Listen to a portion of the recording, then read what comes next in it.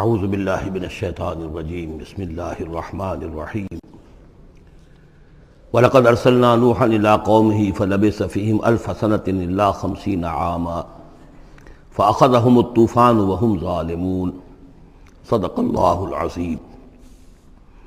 رب اشرح لي صدری ويسر لي امری واحلل عقدۃ من لسانی یفقہوا قولی۔ سورہ عنکبوت کے کل 7 رکوع ہیں۔ پہلا رکوع جیسا کہ میں عرض کر چکا ہوں کہ قرآن مجید کے اہم ترین مقامات میں سے ہے، خاص طور پر دعوت اور تحریک اور اللہ تعالیٰ کے دین کے غلبے کی جد و جہد میں جو مسائل درپیش ہوتے ہیں کارکنوں کو، اس دور میں جب کہ پرسیکیوشن ہو، ستایا جا رہا ہو، مشکلات آ رہی ہوں، قربانیاں دینی پڑیں، تو اس کے جتنے بھی مسائل پیدا ہوتے ہیں ان سب کا بہت ہی جامع جو بیان ہے اور رہنمائی ہے وہ اس رکوع میں آ چکی ہے۔ تو یہ نوٹ کر لیجئے کہ مطالعہ قرآن حکیم کے جس منتخب نصاب کا میں تذکرہ کرتا رہا ہوں چند دنوں سے، اس کا جو 5واں حصہ ہے، اس کا پہلا سبق جو ہے وہ اسی سورہ عنکبوت کے پہلے رکوع پر مشتمل ہے، اور یہ اس حصے کا یوں سمجھیے کہ بمنزلہ فاتحہ ہے اس حصے کے لیے۔ اب جو بقیہ 6 رکوع ہیں ان میں 3 میں انباء الرسل کا معاملہ آ رہا ہے، لیکن ظاہر بات ہے کہ یہاں جو انباء الرسل آ رہے ہیں تو بیچ بیچ میں خاص طور پر یہی جو مسئلہ ہے بیک گراؤنڈ میں جو مسلمانوں کے مسائل درپیش ہیں، اور جو اس وقت حضور صلی اللہ علیہ وسلم اور آپ کے ساتھی جن مسائل سے دوچار ہیں، اور جو کچھ کے کشاکش جو ہے مکے میں ہو رہی ہے اہل کفر اور اہل ایمان کے مابین، تو اس کے یوں سمجھیے بٹوین دی لائنز وقفے وقفے سے اس کی طرف بھی اشارے ہیں۔ پھر جو بقیہ 3 رکوع رہ جائیں گے ان 3 رکوعوں میں 2 لڑیاں ہیں جو بٹی ہوئی ہیں۔ ایک لڑی میں خطاب ہے مشرکین عرب کی طرف، اور ایک لڑی میں جو اہل ایمان تھے، جو حضور صلی اللہ علیہ وسلم پر ایمان لائے تھے، جو ان مشکلات سے دوچار تھے، وہاں بھی پھر گن کر 10 ہدایات ان کو دی گئی ہیں۔ لیکن وہاں یہی ہے کہ وہ بٹی ہوئی ہونے کی وجہ سے لڑیاں وہ کٹا پھٹا معاملہ ہوگا، جیسے کہ سورہ بقرہ میں آپ کو بتا چکا ہوں یا سورہ نساء میں۔ وَلَقَدْ أَرْسَلْنَا نُوحًا إِلَىٰ قَوْمِهِ، اور ہم نے بھیجا تھا نوح کو اس کی قوم کی طرف، فَلَبِثَ فِيهِمْ أَلْفَ سَنَةٍ إِلَّا 50 عَامًا، تو رہا ان کے مابین وہ 1000 برس سے صرف 50 برس کم، 950 برس۔ حضرت نوح کا ذکر کتنی مرتبہ آ چکا ہے، لیکن یہ بات پہلے کبھی نہیں کہی گئی۔ یہاں کیوں کہی گئی کہ اے مسلمانوں تم ابھی پریشان ہو گئے ہو، ابھی اس کے امتحان اور بھی ہیں، اور جیسے کہ سورہ انعام میں آیا تھا، اے نبی اگر آپ کو یہ جھٹلا رہے ہیں وَإِن يُكَذِّبُوكَ فَقَدْ كُذِّبَ رُسُلٌ مِّن قَبْلِكَ، تو آپ سے پہلے ہمارے رسول تھے، انہوں نے صبر کیا۔ ذرا یاد کیجئے کہ ہمارے بندے نوح نے صلی اللہ علیہ السلام 950 برس تک صبر کیا۔ تو اے مسلمانوں تم سوچو، تم ابھی سے گھبرا گئے۔ یہ موج پریشاں خاطر کو پیغام لبے ساحل نے دیا ہے، دور وصال بحر کبھی تو موجوں میں گھبرا بھی گئی۔ فَأَخَذَهُمُ الطُّوفَانُ وَهُمْ ظَالِمُونَ، تو اس کی قوم کو، حضرت نوح کی قوم کو آ پکڑا طوفان نے، اور وہ ظالم تھے، گناہگار تھے۔ فَأَنجَيْنَاهُ وَأَصْحَابَ السَّفِينَةِ، تو ہم نے بچا لیا اس کو یعنی حضرت نوح کو اور کشتی والوں کو۔ وَجَعَلْنَاهَا آیَةً لِّلْعَالَمِينَ، اور اسے ہم نے بنا دیا تمام جہانوں کے لیے، تمام جہان والوں کے لیے ایک نشانی۔ وَإِبْرَاهِيمَ، اور ہم نے بھیجا ابراہیم کو، اذ قال لقومہ، جبکہ اس نے کہا اپنی قوم سے، اعبدوا اللہ واتقوہ، اللہ کی بندگی اختیار کرو اور اس کا تقوی اختیار کرو۔ ذالکم خیر لکم ان کنتم تعلمون، یہی تمہارے لیے بہتر ہے اگر علم رکھتے ہو۔ انما تعبدون من دون اللہ اوثانا، یہ جن کو تم پوج رہے ہو اللہ کو چھوڑ کر، یہ تو صرف کچھ بت ہیں، ان کے تھان ہیں جو تم نے بنا لیے ہیں۔ وتخلقون افکا، اور تم نے جھوٹ موٹ گھڑا ہوا ہے، یہ اس کی کوئی بنیاد نہیں، کوئی سند نہیں، نہ عقل میں اور نہ ہی کسی اللہ کی اتاری ہوئی کتاب میں۔ ان الذین تعبدون من دون اللہ لا یملکون لکم رزقا، یہ لوگ جنہیں تم پوجتے ہو اللہ کے سوا، وہ تمہیں رزق نہیں دینے کا اختیار رکھتے۔ فابتغوا عند اللہ الرزق، تو رزق تلاش کرو اللہ کے پاس، اللہ سے مانگو رزق، اللہ سے اپنی مشکل کشائی کی درخواست کرو، اللہ سے اپنی حاجت روائی کے لیے دعا کرو۔ واعبدوہ، اور اس کی بندگی کرو۔ واشکروا لہ، اور اس کا شکر ادا کرو۔ الیہ ترجعون، یقیناً اسی کی طرف تم لوٹا دیے جاؤ گے۔ اب یہ ذکر حضرت ابراہیم کا کر کر طویل جو ہے ایک جملہ معترضہ آ رہا ہے کہ رخ موڑ دیا گیا ہے اس وقت جو کشاکش ہو رہی تھی حضور کے اور مشرکین مکہ کے درمیان، اب ذکر اس کا ہو رہا ہے۔ وَإِن تُكَذِّبُوا، گویا کہ اب خطاب ہو رہا ہے اہل مکہ سے، اور اگر تم جھٹلا رہے ہو فَقَدْ كَذَّبَ أُمَمٌ مِّن قَبْلِكُمْ، تو دیکھو تم سے پہلے بہت سی قوموں نے جھٹلایا۔ وما علی الرسول الا البلاغ المبین، اور ہمارے رسول پر محمد پر صلی اللہ علیہ وسلم کوئی ذمہ داری نہیں ہے سوائے واضح طور پر اور صاف صاف پہنچا دینے کے۔ اولم یروا کیف یبدی اللہ الخلق ثم یعیدہ، کیا وہ دیکھتے نہیں ہے کیسے اللہ تعالیٰ تخلیق پہلی مرتبہ کرتا ہے پھر وہ دوبارہ بھی کرے گا۔ ان ذلک علی اللہ یسیر، اور یہ اللہ تعالیٰ پر بہت آسان ہے۔ قل سیروا فی الارض فانظروا، اور تو ان سے کہیے کہ ذرا گھومو پھرو زمین میں اور دیکھو کیف بدا الخلق، کیسے اللہ تعالیٰ پہلے تخلیق کیا ہے اس نے خلق کو، ثم اللہ ینشئ النشأۃ الآخرہ، پھر اللہ اٹھائے گا یا اٹھاتا ہے۔ دنیا میں بھی ہو رہا ہے کہ کھیتی جو ہے وہ ختم ہو گئی، پھر اگلی پھر فصل آ گئی، پھر فصل آ گئی، تو یہ تو ایک سائیکل چل رہا ہے، اور پھر یہ کہ اللہ تعالیٰ دوسری مرتبہ تمہیں اسی طرح اٹھا دے گا۔ نشأۃ آخرہ جو ہے آخرت کی جو تمہیں اٹھانا ہے وہ اللہ کے اختیار میں ہے۔ ان اللہ علی کل شیء قدیر، یقینا اللہ ہر شے پر قادر ہے۔ یعذب من یشاء ویرحم من یشاء، وہ جس کو چاہتا ہے عذاب دیتا ہے دے گا، اور جس کو چاہے گا رحم فرمائے گا۔ وإلیہ تقلبون، اور اسی کی طرف تم لوٹا دیے جاؤ گے۔ وما انتم بمعجزین فی الارض، اور تم اسے شکست نہیں دے سکتے زمین میں، ولا فی السماء، نہ آسمان میں، نہ زمین میں کہیں بھاگ کر نہ آسمان میں کہیں بھاگ کر اللہ کو عاجز کر سکتے ہو۔ وما لکم من دون اللہ من ولی ولا نصیر، اور نہیں ہے کوئی تمہارا اللہ کے سوا نہ حمایت، یعنی اللہ کے ورے یا اللہ کے مقابلے میں۔ یہ دون کا لفظ بہت سے معنی دیتا ہے عربی زبان میں، دیکھنا ہوتا ہے کس کانٹیکسٹ میں کیا معنی ہے۔ اس کانٹیکسٹ میں اللہ کے مقابلے میں تمہارا کوئی نہ ولی ہوگا نہ نصیر ہوگا، نہ کوئی حمایتی نہ مددگار۔ والذین کفروا بآیات اللہ ولقائہ، اور جن لوگوں نے کفر کیا اللہ کی آیات کا اور اس سے ملاقات کا انکار کیا، اولئک یئسوا من رحمتی، یہ وہ لوگ ہیں جو میری رحمت سے مایوس ہو چکے ہیں۔ واولئک لہم عذاب علیم، اور ان کے لیے تو دردناک عذاب ہے۔ یہاں یہ جملہ معترضہ ختم ہوا اور اب پھر حضرت ابراہیم کا تذکرہ آ رہا ہے۔ فما کان جواب قومہ، تو نہیں تھا کوئی جواب حضرت ابراہیم کی قوم کا، الا ان قالوا، سوائے اس کے کہ انہوں نے کہا اقتلوہ او حرقوہ، اس ابراہیم کو قتل کر دو یا اسے جلا دو۔ فانجاہ اللہ من النار، تو اللہ تعالیٰ نے انہیں نجات دی آگ سے۔ ان فی ذلک لآیات لقوم یؤمنون، اور یقیناً اس میں نشانیاں ہیں ان لوگوں کے لیے جو ایمان رکھتے ہیں۔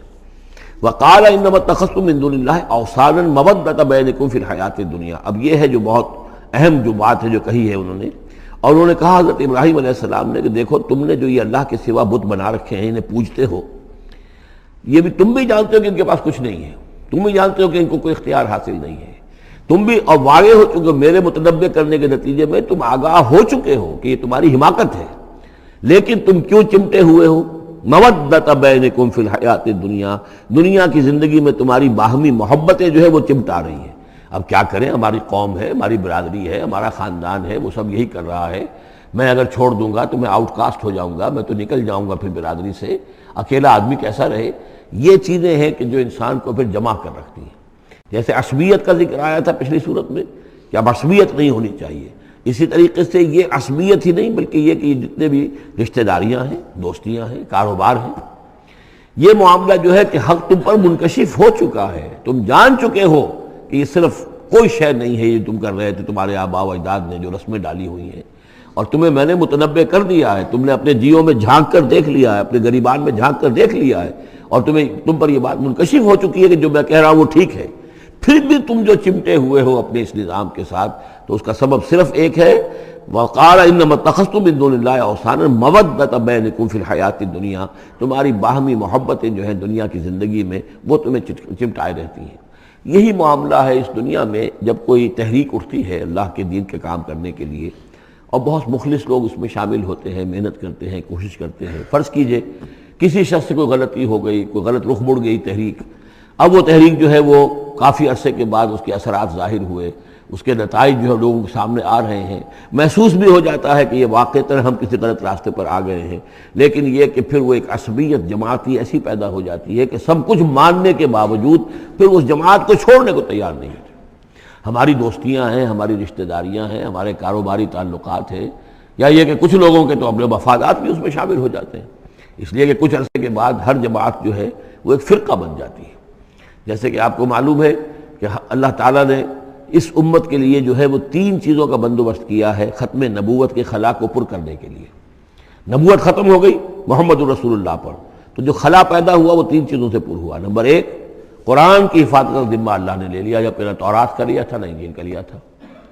نمبر 2، ہر صدی میں مجددین کے اٹھانے کا اہتمام کر لیا، ایسے لوگ اٹھاتے رہے، نبی تو نہیں ہوں گے، وہی نہیں آئے گی، لیکن وہ دین کو تازہ کریں گے، دین کی حقیقی تعلیمات جو لوگ بھول چکے ہوں گے دوبارہ یاد دلائیں گے، دین کی اصل حقائق کی طرف متوجہ کریں گے۔ اور تیسرا یہ کہ ایک جماعت ضرور قائم رہے گی حق پر، لا تزال فی امتی طائفۃ قائمین علی الحق۔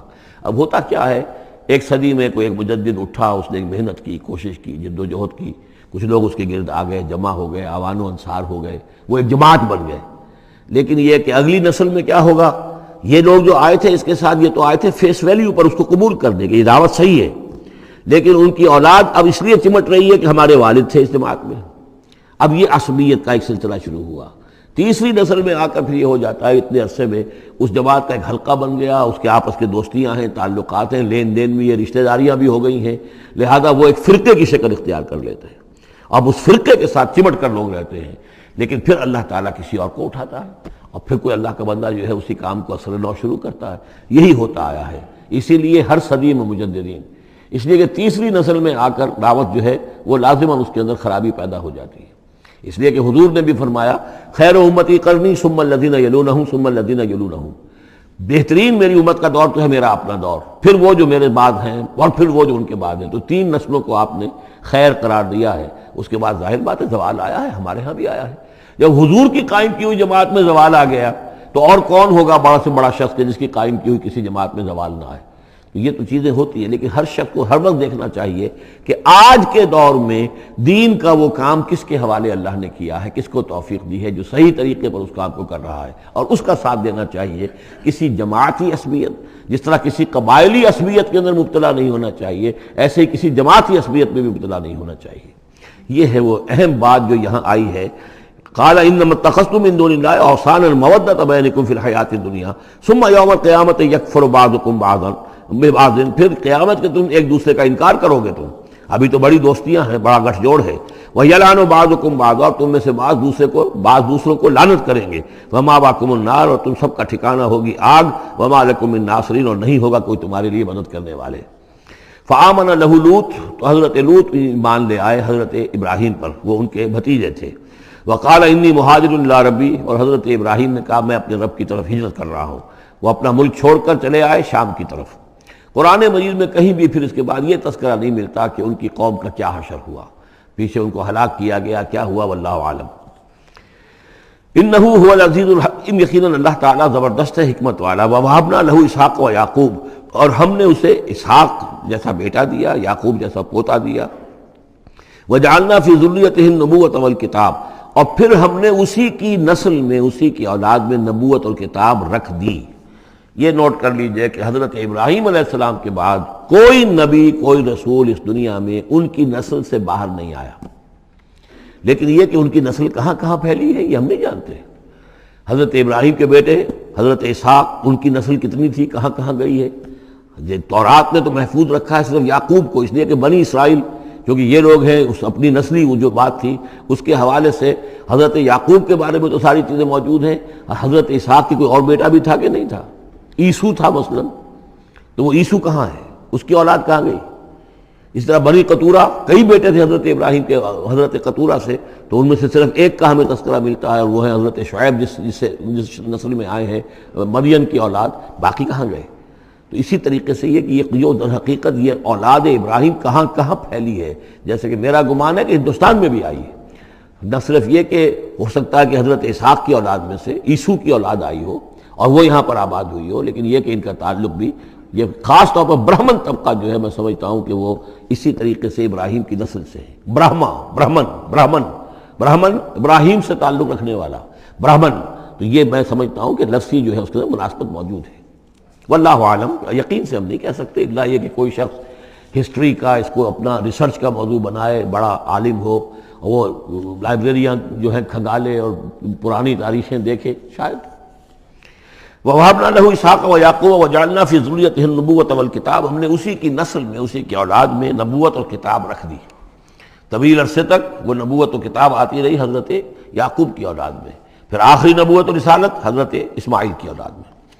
وَآتَيْنَاهُ أَجْرَهُ فِي الدُّنْيَا، ہم نے اسے اجر جو ہے دنیا میں بھی عطا فرمایا، وَإِنَّهُ فِي الْآخِرَةِ لَمِنَ الصَّالِحِينَ، اور یقیناً وہ آخرت میں ہمارے بڑے نیک بندوں میں سے ہیں۔ وَلُوطًا، اور ہم نے لوط کو بھیجا، اذ قال لقومه انکم لتاتون الفاحشہ، جب انہوں نے کہا اپنی قوم سے، یہ جو قوم کہا گیا مجازن، حقیقتاً وہ قوم ان کی نہیں تھی، حضرت لوط جو ہے وہ تو بھیجے گئے ہیں ان شہروں کی طرف، یہی ایک استثناء ہے، ورنہ ہر قوم کی طرف رسول اسی کی امت اسی میں سے بھیجا گیا، لیکن چونکہ حضرت ابراہیم کے بعد کوئی رسول کسی اور قوم میں ہو نہیں سکتا، اس لیے عامورہ اور صدوم کی بستیوں میں جو بھیجے گئے وہ حضرت لوط ہیں جو حضرت ابراہیم علیہ السلام کے بھتیجے ہیں۔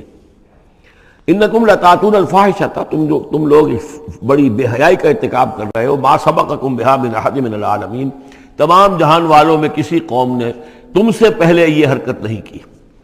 انکم لتاتون الرجال، کیا تم مردوں کی طرف آتے ہو اپنی شہوت کو پورا کرنے کے لیے، وتقطعون السبیل، اور راستہ مارتے ہو، یعنی فطرت کا راستہ تو یہ ہے، اولاد ہوتی ہے تو ہوتی ہے مرد اور عورت کے ملاپ سے، تم نے جو راستہ اختیار کیا تو گویا کہ اس فطرت کی راہ کو تم کاٹ رہے ہو۔ وَتَأْتُونَ فِي نَادِيكُمُ الْمُنكَرَ، اور تم اپنی مجلسوں میں یہ اس کا ارتکاب کرتے ہو، یہ ان کی بے حیائی کی اور ڈھٹائی کی انتہا ہو گئی تھی۔ فما کان جواب قومہ، تو نہیں تھا جواب اس کی قوم کا کوئی، الا ان قالوا، سوائے اس کے کہ انہوں نے کہا ائتنا بعذاب اللہ ان کنت من الصادقین، اے لوط اگر سچے ہو تو اللہ کا عذاب لے آؤ۔ قال رب انصرنی علی القوم المفسدین، تو انہوں نے حضرت لوط نے دعا کی پروردگار میری مدد فرما ان مفسدوں کے خلاف۔ ولما جاءت رسلنا ابراہیم بالبشریٰ، اور جب ہمارے جو ایلچی تھے یعنی وہ جو فرشتے آئے تھے انسانی شکل میں ابراہیم کے پاس بشرا لے کر، بشارت لے کر حضرت اسحاق کی ولادت کی، قالوا انا مہلکوا اہل هذه القریہ، انہوں نے کہا کہ ہم ہلاک کرنے کے لیے بھیجے گئے ہیں ان بستی والوں کو، ان اہلھا کانوا ظالمین، یقیناً اس کے جو بستی والے جو ہیں، اس بستی کے لوگ رہنے والے وہ بڑے ظالم ہیں، گناہگار ہیں۔ قال ان فیہا لوطا، حضرت ابراہیم نے کہا اس میں تو لوط بھی تو ہے اسی بستی کے اندر۔ قالوا نحن اعلم بمن فیہا، انہوں نے کہا ہمیں خوب معلوم ہے کہ کون کون ہے اس میں۔ لننجینہ اہلہ الا امرأتہ، ہم اسے بچا لیں گے، نجات دیں گے اس کو بھی، اس کے گھر والوں کو بھی، سوائے اس کی بیوی کے، کانت من الغابرین، وہ ہوگی رہ جانے والوں میں۔ ولما ان جاءت رسلنا لوطا، اور جب وہ ہمارے ایلچی جو ہیں وہ پہنچے حضرت لوط کے پاس، سیء بہم، ان کو دیکھ کر وہ پریشان ہوئے، وضاق بہم ذرعا، اور ان کا دل جو بہت تنگ ہوا، خوبصورت لڑکوں کی شکل میں آئے تھے۔ وقالوا لا تخف ولا تحزن، انہوں نے کہا نہیں آپ نہ کوئی خوف کھائیں اور نہ کوئی رنجیدہ ہوں، انا منجوک واہلک، ہم تو آپ کو نجات دینے کے لیے آئے ہیں اور آپ کے گھر والوں کو، الا امرأتک، سوائے آپ کی بیوی کے، کانت من الغابرین، وہ پیچھے رہنے والوں ہی میں ہے۔ انا منزلون علی اہل هذه القریۃ رجزا من السماء، ہم نازل کرنے والے ہیں اس بستی کے رہنے والوں پر ایک آفت، ایک عذاب آسمان سے، بما کانوا یفسقون، بس سبب اس فسق کے اور فجور کے اور گندگی کے جو وہ کر رہے تھے۔ وَلَقَدْ تَرَكْنَا مِنْهَا آیَةً بَيِّنَةً، اور ہم نے چھوڑ دیا اس میں سے، اس بستی میں سے کوئی نشانی جو ہے وہ اس وقت تک موجود ہوگی جب کہ قرآن نازل ہوا ہے، اسی لیے کہ قرآن کہتا ہے بار بار تم گزرتے ہو ان بستیوں کے کھنڈرات کے اوپر سے، بَيِّنَةً لِقَوْمٍ يَعْقِلُونَ، ان لوگوں کے لیے کہ جو عقل سے کام لے۔ وَإِلَىٰ مَدْيَنَ أَخَاهُمْ شُعَيْبًا، اور مدین کی طرف ہم نے بھیجا ان کے بھائی شعیب کو، فقال یا قوم اعبدوا اللہ، اور انہوں نے کہا کہ اے میری قوم کے لوگوں اللہ کی بندگی کرو، وارجوا الیوم الآخرہ، اور دیکھو آخرت کے دن کی، قیامت کے دن کی انتظار میں رہو، امید میں رہو، وہ قیامت کا دن آ کر رہے گا۔ ولا تعثوا فی الارض مفسدین، اور زمین میں فساد مچاتے مت پھرو۔ فکذبوہ، تو انہوں نے اس کو جھٹلا دیا، فاخذتہم الرجفۃ، تو انہیں آ پکڑا ایک زلزلے نے، فاصبحوا فی دارہم جاثمین، تو وہ اپنے گھروں کے اندر پڑے رہ گئے اوندھے ہوئے۔ وعادا وثمودا، اسی طرح عاد اور سمود، وقد تبین لکم من مساکنہم، اور تمہیں معلوم ہے کہ ان کے مسکن کہاں تھے، تمہارے لیے واضح ہیں کہاں رہتے تھے یہ، کہاں آباد تھے۔ وزین لہم الشیطان اعمالہم، اور شیطان نے ان کے لیے ان کے برے اعمال کو، مشرکانہ افعال کو مزین کر دیا تھا، اسی میں مگن تھے، خوش تھے۔ فصدہم عن السبیل، اور روک دیا تھا انہیں اللہ کے صحیح راستے سے، صراط مستقیم سے، جو صراط توحید ہے اس سے۔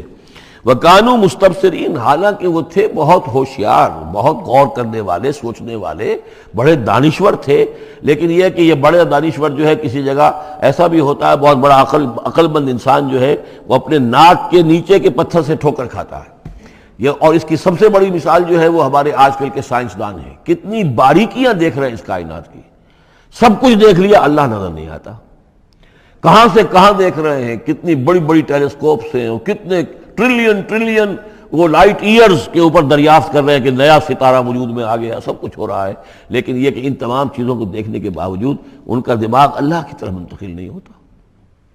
یہ ہے کہ ایک طرف سے اندھے ہیں، ایک آنکھ کھلی ہے، ایک آنکھ اندھی ہے۔ تو اگرچہ وہ بھی تھے بڑے ہوشیار مستبصرین، یعنی استبصار جو ہے یہ باب استفال، دیکھنا بڑے غور سے دیکھا کرتے تھے، مشاہدہ کرتے تھے، آبزرو کرتے تھے، سب کچھ تھے، باقی سب کچھ نظر آیا انہیں۔ ڈھونڈنے والا ستاروں کی گزرگاہوں کا اپنے افکار کی دنیا میں سفر کر نہ سکا، وہ ساری جو ہے وہ ستاروں کی گزرگاہیں جو ہے ان کی تحقیق ہو رہی ہے، لیکن یہ کہ میں خود کون ہوں، کہاں سے آیا ہوں، کہاں جا رہا ہوں، میری زندگی کا مال کیا ہے، اس کا مقصد کیا ہے؟ بس پیدا ہونا، کھانا پینا، جانوروں کی طرح رہنا اور ختم ہو جانا۔ Is that all? Is death the end of our existence? کیا موت پر ہمارے وجود کا خاتمہ ہو جائے گا؟ تو کیا زندگی ہوئی؟ عمر دراز مانگ کے لائے تھے 4 دن، 2 آرزو میں کٹ گئے، 2 انتظار میں، کتنا وقت تو گزر گیا بچپن کے اندر، ابھی فہم ہی نہیں تھا، لڑکپن ہے، اس کے بعد نوجوانی ہے، اس کے کچھ اپنے ہی اور جو ہے اس کی کیفیات ہوتی ہیں۔ جب ذرا ہوش اور شعور آیا ہے، ایک ذرا ہوش میں آنے کے خطا کار ہیں ہم، اور اس کے بعد پھر بڑھاپا آ گیا، اور اس کے بعد جو ہے کہ لا یعلم من بعد علم شیئا، بس یہی زندگی ہے؟ یہ اشرف المخلوقات ہے؟ یہ مسجود ملائک کی زندگی یہ ہے؟ نہیں، اصل زندگی تو ہے تو اسے پیمانہ امروز و فردا سے نہ ناپ، جاویداں پہ ہمدماں ہر دم جواں ہے زندگی، وہ زندگی تو ابدی ہے۔ یہ تو اس کا چھوٹا سا حصہ علیحدہ کر کے ایک امتحانی وقفہ بنا دیا ہے، اسے ایک امتحانی وقفہ ہے، 3 گھنٹے کا نہیں، 30 سال کا صحیح، بس اس کے علاوہ کچھ نہیں۔ کوانٹیٹیو فرق ہے، کوالیٹیٹیو نہیں۔ وَقَارُونَ وَفِرْعَوْنَ وَحَامَانَ، اور ہلاک کیا ہم نے قارون کو بھی اور فرعون کو بھی اور حامان کو بھی۔ وَلَقَدْ جَاءَهُم مُوسَىٰ بِالْبَيِّنَاتِ، ان کے پاس موسیٰ آئے تھے واضح تعلیمات لے کر۔ فَاسْتَكْبَرُوا فِي الْأَرْضِ، انہوں نے زمین میں تکبر کیا، وَمَا كَانُوا سَابِقِينَ، لیکن یہ کہ وہ ہماری پکڑ سے بچ کر نکل جانے والے نہیں تھے، ہم سے آگے نہیں نکل سکتے تھے۔ فَكُلًّا أَخَذْنَا بِذَنبِهِ، ہم نے سب کو پکڑا ان کے گناہوں کی پاداش میں۔ فَمِنْهُمْ مَنْ أَرْسَلْنَا عَلَيْهِمْ حَاصِبًا، تو ان میں وہ بھی تھے کہ جن پر ہم نے ایسی زوردار ہوا بھیجی جس میں پتھراؤ تھا، وہ ہوا جو ہے ان پر پتھراؤ کر رہی تھی۔ تو یہ قوم لوط پر بھی ہوا ہے، اور بعض حضرات کے نزدیک قوم عاد پر بھی۔ سخرها عليهم 7 ليال و8 ايام حسوما فترى القوم فيها صرعا، ایک ایسی تیز آندھی آئی ہے، 7 دن اور 7 راتیں اور 8 دن چلتی رہی کہ اس نے اٹھا کر پٹخا ہے، اور اس میں وہ کنکر بھی تھے، وہ بلٹس کا کام کر رہے تھے، جو اور سے بڑے پتھر تھے وہ کام کر رہے تھے میزائلز کا، تو یہ سب کے سب ہلاک ہو گئے۔ فمنہم من ارسلنا علیہ حاصبا ومنہم من اخذته الصیحہ، اور ان میں سے وہ بھی تھے کہ جن کو ایک چنگھاڑ نے آ پکڑا، یہ سمود اور اہل مدین تھے۔ ومنہم من خسفنا به الارض، ان میں وہ بھی تھے کہ جنہیں ہم نے زمین میں دھسا دیا، یہ قارون کا معاملہ ہے جو سورہ قصص میں آ چکا ہے۔ ومنہم من اغرقنا، اور وہ بھی تھے جنہیں ہم نے غرق کر دیا، اور غرق کرنے کے 2 طریقے ہوئے، ایک تو یہ کہ جو قوم آباد تھی، قوم نوح جہاں تھی وہی غرق کیا، وہی کا وہی، لیکن یہ کہ ایک یہ ہے کہ فرعون کو اور اس کے فوج کو اور لاؤ لشکر کو ان کے محل سے نکال کر، ان کے شہروں سے نکال کر لا کر اور دریا سمندر میں غرق کیا۔ وما كان الله ليظلمهم، لیکن اللہ تعالیٰ ان پر ظلم کرنے والا نہیں تھا، ولكن كانوا انفسهم يظلمون، بلکہ یہ تو وہ خود اپنے اوپر ظلم کر رہے تھے۔